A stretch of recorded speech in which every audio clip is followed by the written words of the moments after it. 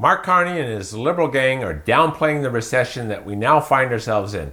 They're calling it a technical recession, which, in fact, is no different than an actual recession defined as 2 straight quarters of GDP contraction. This government's been in the process of laying the foundations for a stronger, more resilient, more independent Canadian economy. We see some weakness, in part because of clear decisions by the government. So we have taken back control of immigration. That's meant the population growth has flattened. In fact, it's slowed, or it's been negative for the last 2 quarters.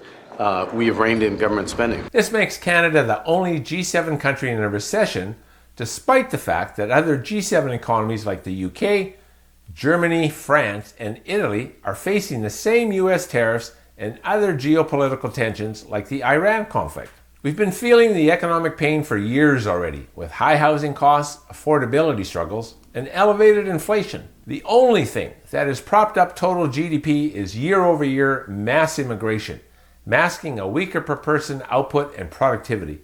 The technical label doesn't change what people are already experiencing. Unemployment is around 7%, the highest of all G7 countries.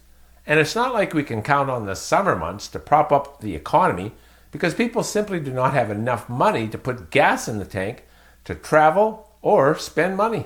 Pierre Poilievre is calling it the Carney recession and blaming policy choices like carbon taxes and deficits. The Prime Minister once again is failing the Canadian people by refusing to tell them the truth, that he caused a recession. It's the only recession in the G7, the only recession in North America. But Carney himself frames it as a temporary weakness amid global issues.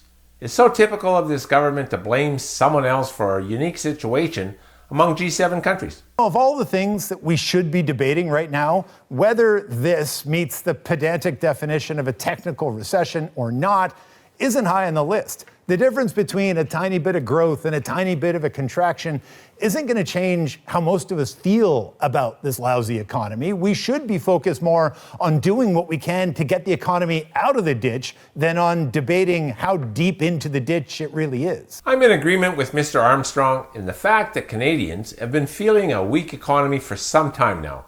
I think it's only a matter of time before even the staunchest of Liberal supporters wake up and realize that their money isn't going as far as it used to. I'm Glenn Zacher, and it's your money.